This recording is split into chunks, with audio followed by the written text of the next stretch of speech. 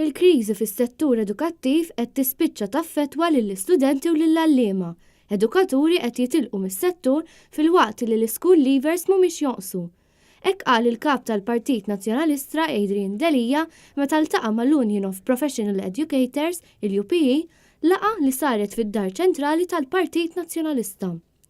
Waqt din il-laqgħa l-Kap tal-Partit Nazzjonalista tkellem dwar klassijiet iffullati li qed iwasslu biex studenti fl-Iskola ta' San Pawl il-Baħar ikollhom jieħdu t-tagħlim f'containers.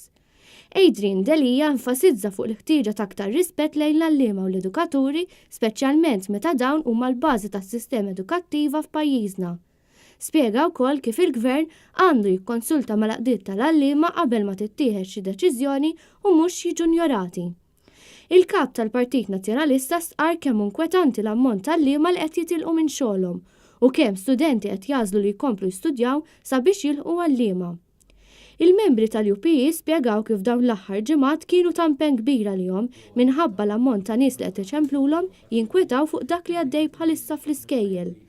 Tkellmu kif il-Gvern għandu jagħmel kampanja sabiex wieħed japprezza l-vokazzjoni tal-għalliem.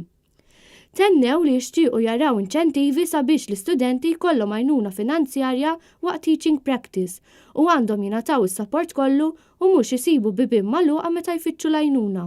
L-aktar ħaġa li qed tinkwieta lill-UPE hija li minħabba dan kollu li qed jiġri bħalissa fejn tidħol l-edukazzjoni ser jasal żmien partikolari fejn l-università mhux se tibqa' tħajjar studenti għal korsijiet tal-għalliema. Preżenti għal din il-laqgħa kien hemm ukoll is-Segretarju Ġenerali tal-Partit Nazzjonalista u kelliem tal-Oppożizzjoni għall-Edukazzjoni Clyde Puli, Herman Schiavoni kelliem tal-Oppożizzjoni dwar dialogu soċjali, volontarjat u soċjetà ċivili u l-kuntatt man-nies, il-kandidat għall-elezzjoni tal-Parlament Ewropew Frank Psajla u l-kandidat tal-Partit Nazzjonalista Justin Xkempli.